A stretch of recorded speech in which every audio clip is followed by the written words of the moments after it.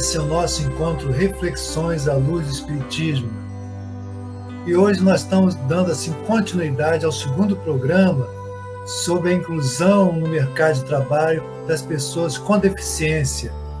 Nós tivemos o primeiro programa com a nossa querida amiga, professora, psicóloga, doutoranda, quase doutora já, Ana Cristina Carvalho. E lá naquele primeiro programa nós falamos assim de conceitos, né, em relação à questão da inclusão, do termo capacitismo, né, que é algo mais recente, mas que dá luz a esse desafio que é a inserção no mercado de trabalho das pessoas com deficiência. Então, se você não assistiu, você possa estar assistindo lá.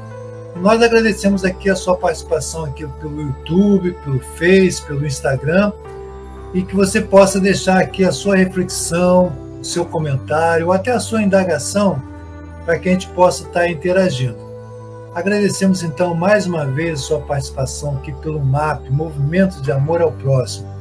E como esse, nós temos dezenas de vídeos, dezenas, centenas até, na nossa página. Você pode pesquisar lá e acessar a qualquer momento.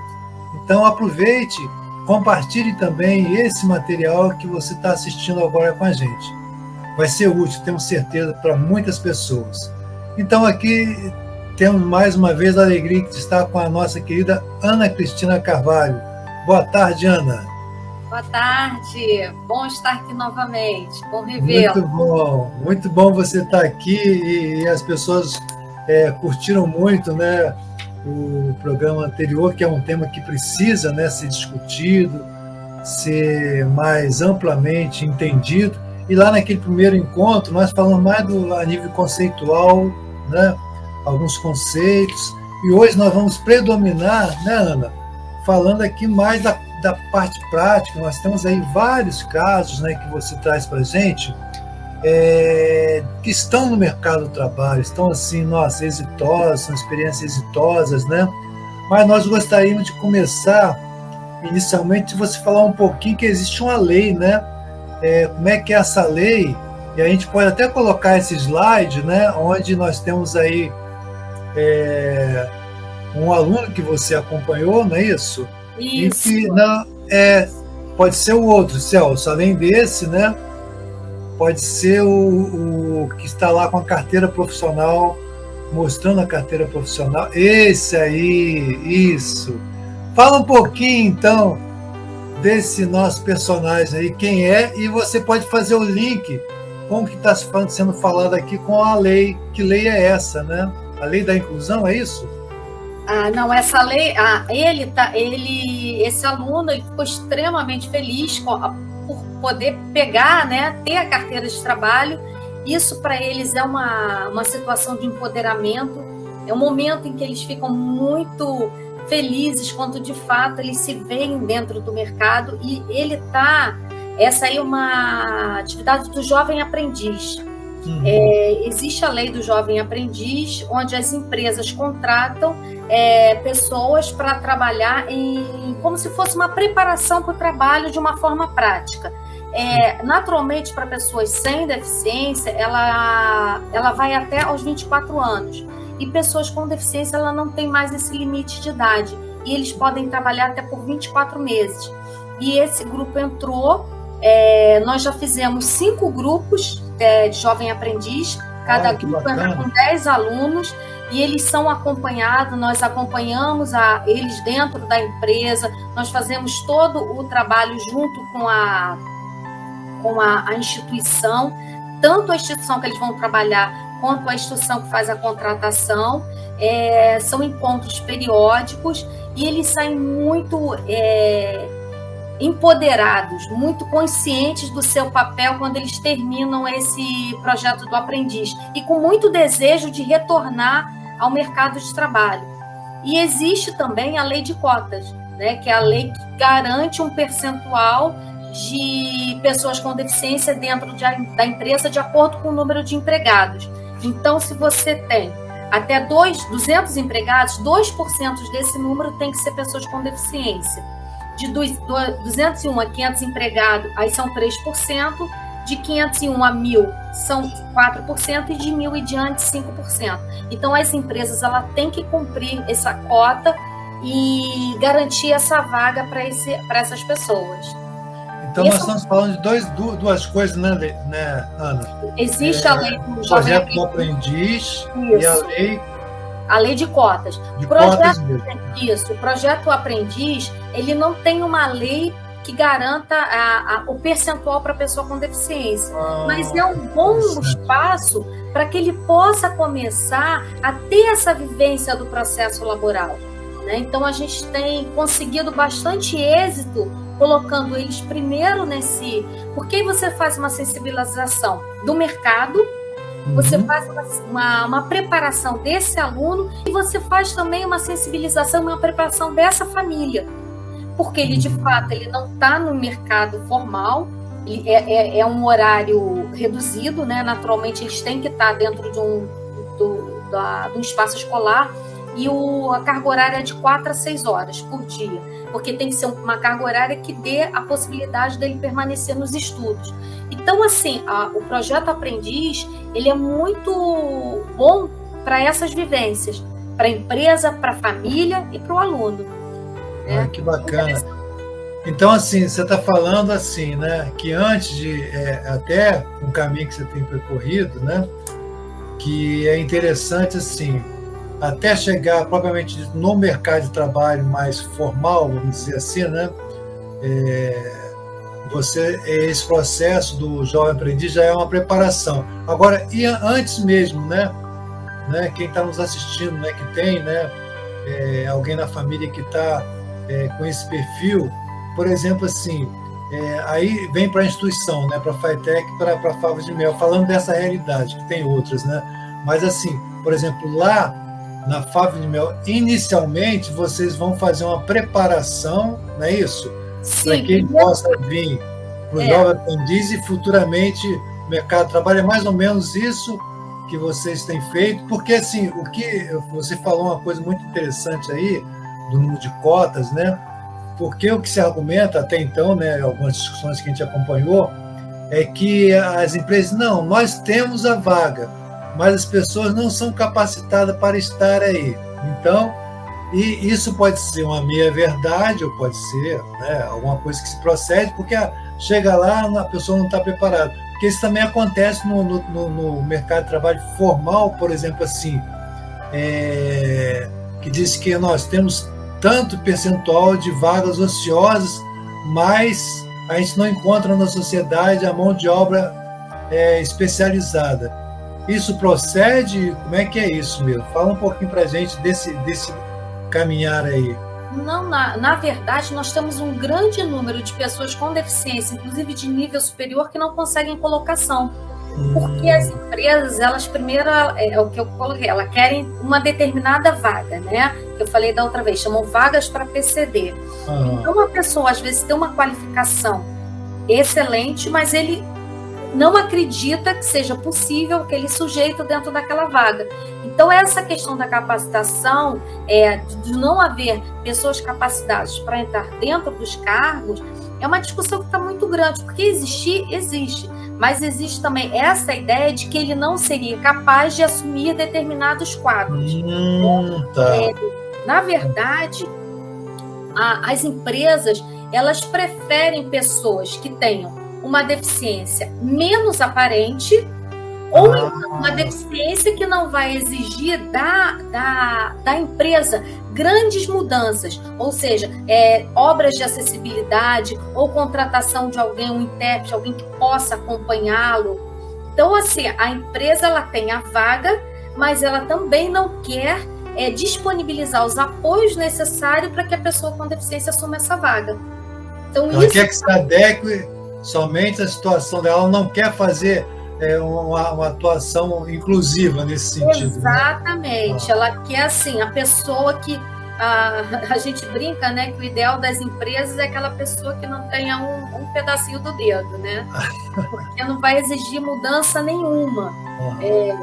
Isso tem que ser mudado, é essa visão que a empresa tem que mudar, porque para ela ter uma pessoa, por exemplo, um cadeirante que está capacitado, que tem o conhecimento para a vaga, talvez ela precise, por exemplo, colocar uma rampa, ou adaptar um banheiro, adaptar um espaço para fazer uma alimentação, mas a empresa já não quer ter fazer essa acessibilidade. Então, isso tudo é uma demanda que a gente tem que estar o tempo todo negociando, vendo onde, ou então a empresa fala, eu não tenho onde colocar esse aluno aqui, esse empregado aqui. Aí você começa a pesquisar dentro daquela empresa possibilidades, sim. Não, sim. Ele pode fazer isso.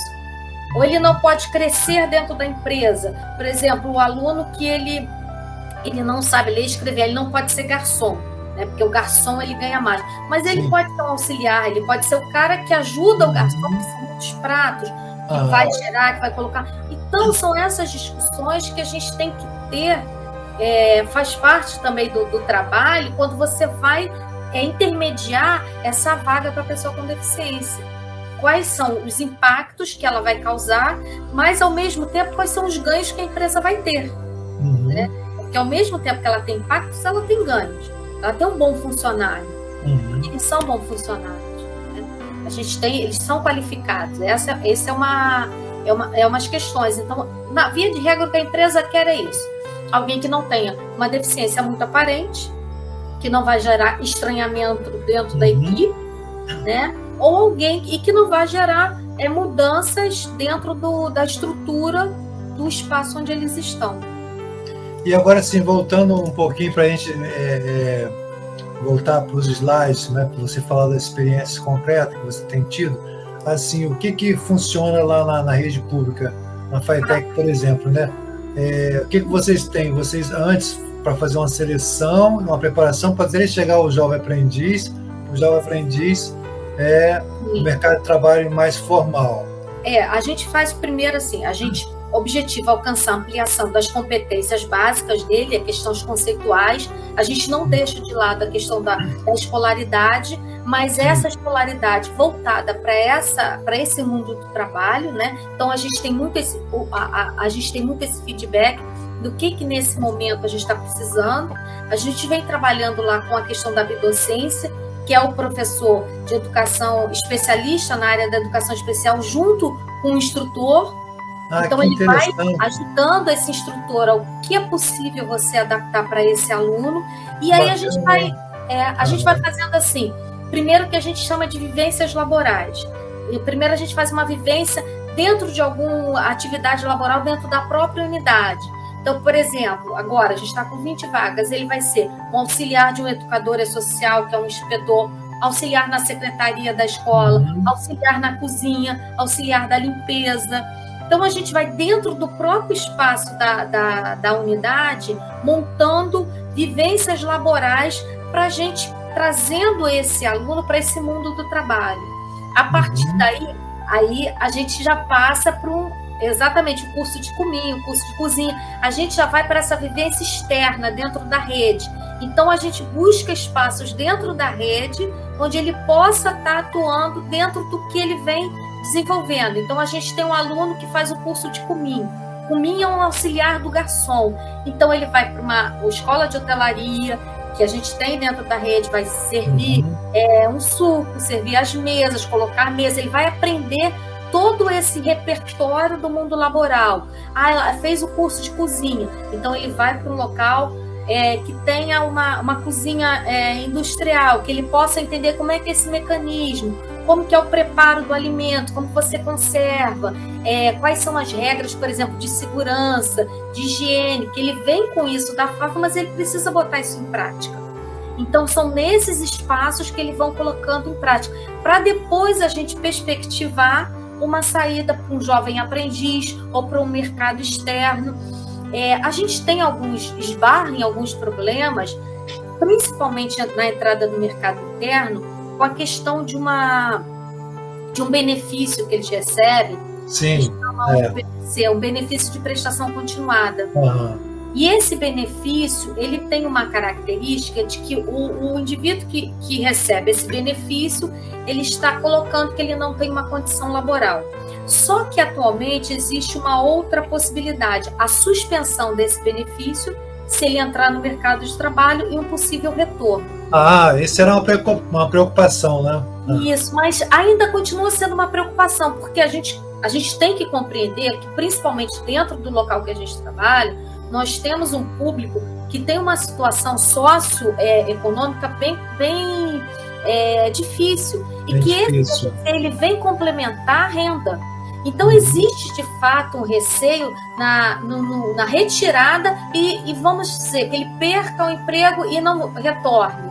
Então, isso é toda uma negociação, toda uma conversa. A gente tem que entender o lado dessa família, né? Ela tem medo de vir a faltar, e esse filho, pelo menos, ele tem uma... É uma grande questão, né? E, Ana, aqui, aproveitando essa imagem que está aqui, fala um pouquinho de quem é esse aluno, onde que ele está. Esse aluno, na verdade, ele está nesse momento no curso dentro da Favo de Mel, ele está fazendo um curso de repografia, mas uma coisa que é muito interessante, quando a gente viu nessa vivência que eles tinham, ele fez uma vivência externa dentro da rede, a alegria dele em saber que ele podia participar do lanche com os colegas de trabalho. Olha que legal! É uma coisa que a gente conversa muito, porque às vezes eles entram dentro do mercado, mas eles são mantidos à parte, eles não são convidados para os eventos. Então, isso é uma discussão que a gente faz muito quando a gente coloca alguém dentro do trabalho. Eles precisam estar participando de festas, de saídas, logicamente, quando eles podem, dessas possibilidades, porque isso faz toda a diferença. Quando ele se vê incluído dentro daquele local, quando ele vê que ali que ele tem um colega de trabalho, onde ele tem as mesmas possibilidades, as mesmas participações que o outro, isso traz muita felicidade para ele, muita diferença na forma como ele se vê.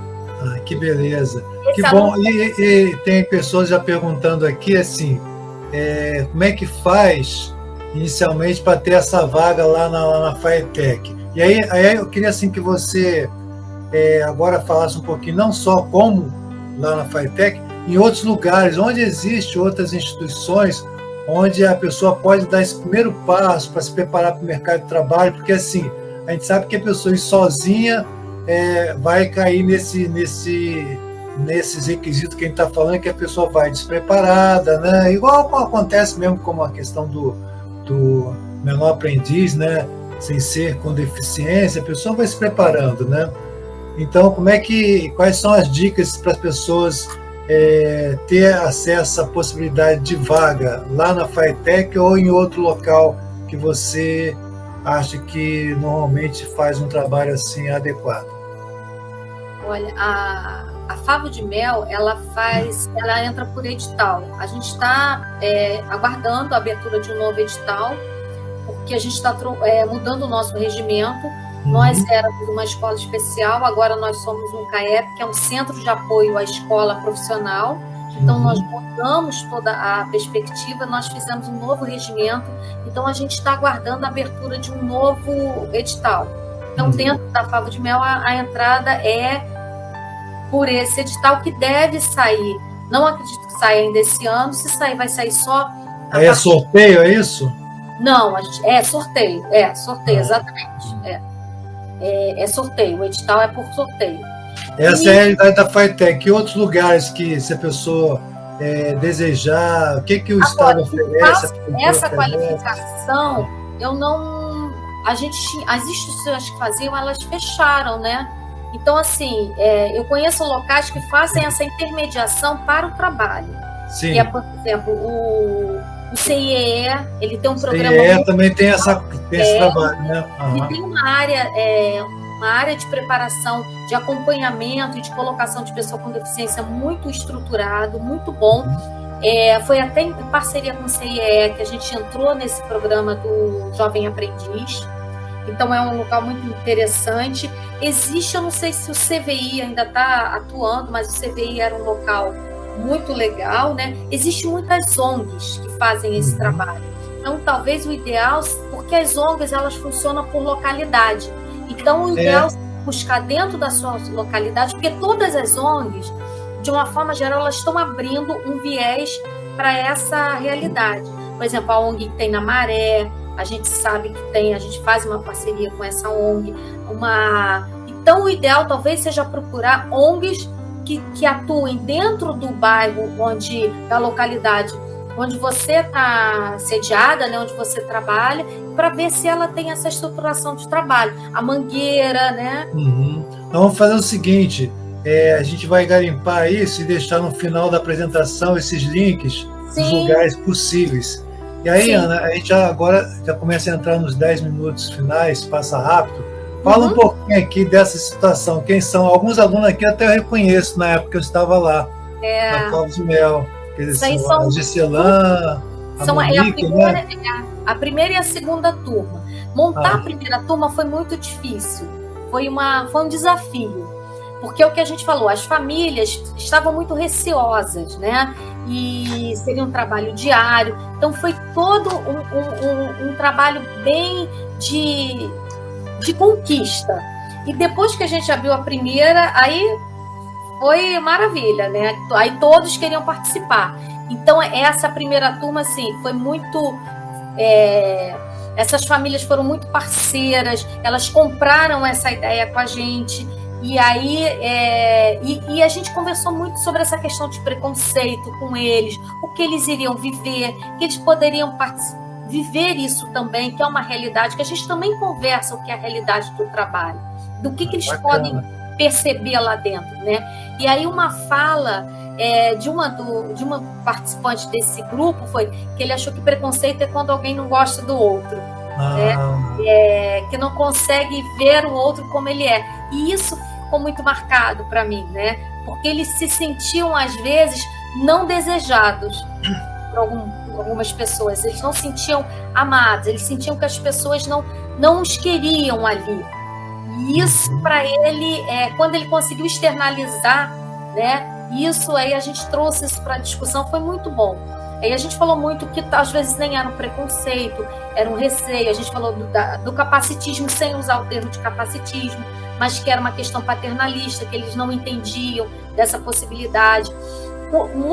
Quando eles entraram lá, teve um dos gestores dele que começou a dar coisa para eles pintarem, não entendia que eles iam trabalhar. Aí ela trouxe isso para mim, eu falei, você tem que conversar com ele.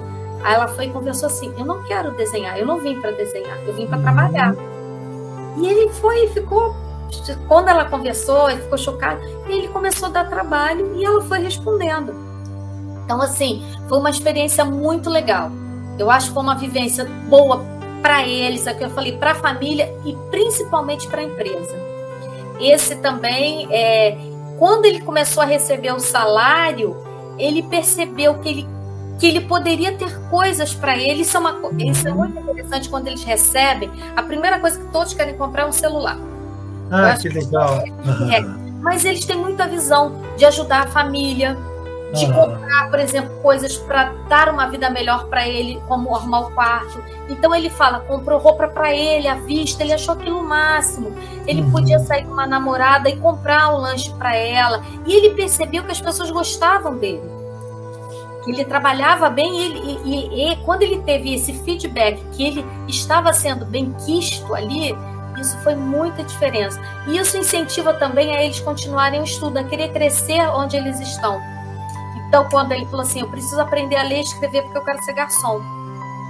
Olha, interessante. E aí também tem uma questão que você falou ainda há pouco, Ana, porque assim, às vezes a sociedade trata-os como as crianças, como se as crianças também não entendessem, não percebessem, não sentissem a rejeição e a discriminação que tem, mesmo não dita, não falada, né? E quando ele falou quando disse, não, preconceito é quando não gosta do outro, então assim, isso está claro neles, a autopercepção do que ele é e de muitas vezes do preconceito que rola, quer dizer, esse exemplo que você falou, não, não está desenho para fazer, para pintar, não estou aqui para isso. Então, assim, né? Porque a empresa, por isso essa ponte é importantíssima, né? Para que a empresa possa estar envolvida nisso. E tem grupos, né? Inclusive você, não sei se está participando ainda, era um grupo que era conduzido pelo Ministério do Trabalho, né? o Marcelo, se Sim, não me engano, Marcelo, né? que agora é até passaram ao Ministério da Economia, e hoje em dia também a gente faz parte do CONDEF, que é o Conselho Municipal da Pessoa com Deficiência. Olha, que interessante. E aí essas questões vão discutindo para movimentar. E aqui nós temos o que aqui? Quem é esse aluno?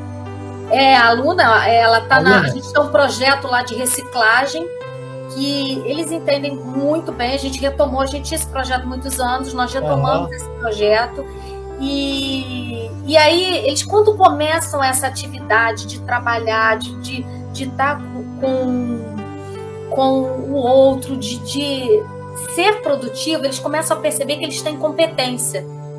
E eles percebem isso, então eles começam a entender que eles têm competência para aprender. Aí ela fala isso, eu tenho competência. Quando a gente discute o que é competência, para aprender a ler, a escrever, a fazer contas e trabalhar. Eles percebem que eles não são incapacitados. Isso é muito bom, né? E a família também. Os depoimentos da família são excelentes, porque o maior medo da família é que eles sejam vítimas de preconceito, que eles sejam magoados. E a gente entende. A gente precisa entender muito essa família, porque ela traz uma dor, né, de anos de preconceito em relação a esse filho, a essa pessoa. Ela vê isso. Se eles veem, a família vê muito mais. Então, quando ela começa a perceber que eles têm essa competência, que eles podem ter um futuro, né, que há um futuro para eles, a visão delas é outra. Um depoimento de uma mãe que ela fala assim: o médico disse que meu filho não ia ser nada. Então, quando eu vejo ele aqui trabalhando, para mim é um outro mundo que se abre. Então, E eu acho que é isso. E hoje em dia eles enxergam o trabalho como um futuro. E o que a gente coloca aqui não precisa ser um trabalho formal. Mesmo que ele tenha um PPC, ele tem que entender que ele possui uma capacidade laboral, de qualquer forma, porque ele precisa ser produtivo, né? Porque mesmo que ele não entre dentro de um mercado de trabalho, mas que ele dentro de... Quantas pessoas são donas de casa? Por que eles não podem ajudar, botar um lixo para fora, arrumar uma casa, ou na venda do lado? Mora numa comunidade, você tem uma venda, você tem uma padaria, algum lugar que ele possa ali estar exercendo alguma função, ou dentro da família. O que a gente precisa entender é que eles precisam ter uma atividade laboral, porque eles são adultos, eles precisam estar nesse mundo, porque todo mundo tem. Então, eles precisam vivenciar essa realidade também do trabalho.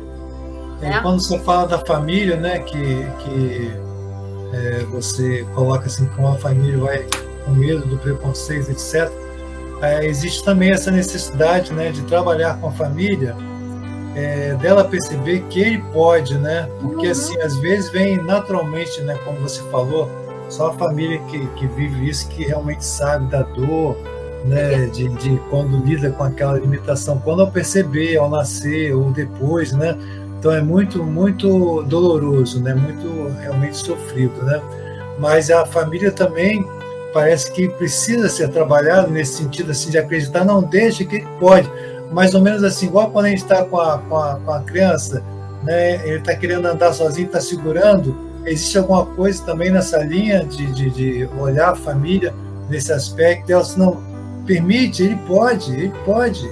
Sim, porque sem o apoio da família, a gente não chega a lugar nenhum. A família ela faz parte desse tripé, né? A escola, a empresa e a família. Então, assim, a gente tenta entender, né? Durante muitos anos, o que ela sempre escutou foi o não pode, não é possível. Verdade. Vamos tentar mudar essa realidade, né? Tem esse medo do sofrimento do filho. Então, aos poucos, a gente não vai aos poucos tentando também trazer a família para esse movimento. A gente faz encontros, quando cada passo que a gente dá, a gente traz o resultado para essa família, e isso a gente vai vendo essa mudança, que uma fala para outra, que fala para outra, que vai chegando, que vai trazendo, porque sem o apoio da família a gente não anda, a gente não consegue avançar, é muito importante. A gente pode dizer assim, que é possível, é um direito, né, de cidadão, né, que tem, né, como todo cidadão, né, na sociedade, que está aí, o direito ao trabalho, de algo digno, né, que possa construir, né, elaborar, desenvolver a perspectiva de cidadão, né? Nesse Sim. projeto como um todo, né? E essa visão, ela precisa ser vista em todos os campos da sociedade, seja no campo religioso, corporativo, familiar, na sociedade, né, como um todo, a necessidade de mudar essa visão, né, ainda muito arraigada, de discriminação e de achar que o outro não pode, né? Sim. E lembrando aqui, mais uma vez, ainda a pergunta 680 do Livro dos Espíritos, né? Que diz assim: Deus quer que cada um seja útil, de acordo com suas faculdades. E talvez na expressão de hoje, faculdade seria capacidade, né? Que parece que seria também nesse sentido. Então, é possível fazer a diferença para que todos tenham, né, o direito, né, ao que é digno, né, ao que é realizador, como todo cidadão, né? Sim, eu acredito. Acredito muito nisso. Então, que bom que você continua nessa bela trajetória aí. E, Ana, nosso tempo praticamente está finalizado, né? Finalizando aqui. Eu acho que foram boas reflexões, com certeza, né? Esse é o nosso segundo encontro. E deixamos aí para que você possa dar o seu até breve, falando alguma coisa mais que você gostaria de falar. Eu gostaria que você falasse um pouquinho mais assim, como é que você percebe a autoestima deles quando está nesse contexto, embora você já tenha falado, como que isso é importante para a autoestima de valorização dele e, consequentemente, também para a família, né? Sim. Eu acho que todo esse processo traz um empoderamento e ele passa a ter uma identidade, né, própria, que é muito importante que ele tenha essa identidade de quem ele é, de que ele faz parte desse mundo, né? Que ele possa ser uma pessoa que a gente trabalha muito com a questão da autodefensoria, que ele saiba também se defender dentro dessa sociedade. Então, eu acho que esse empoderamento, que o quanto ele percebe que ele tem competências, ele tem capacidades laborativas, seja ela de que forma ela aconteça, isso faz uma diferença nessa perspectiva de futuro e de vida para ele. E para a família também, com certeza. Perfeito. Então, nós estamos aqui encerrando esse nosso segundo encontro com a nossa querida amiga, professora Ana Cristina Carvalho, pesquisadora da área de inclusão de longa trajetória. Nosso segundo encontro, você pode pesquisar lá no MAP, esse e outros programas, outros vídeos, uma variedade assim muito grande de temas diversos, e compartilhar, que vai ser útil para muitos que estão buscando esse tipo de esclarecimento.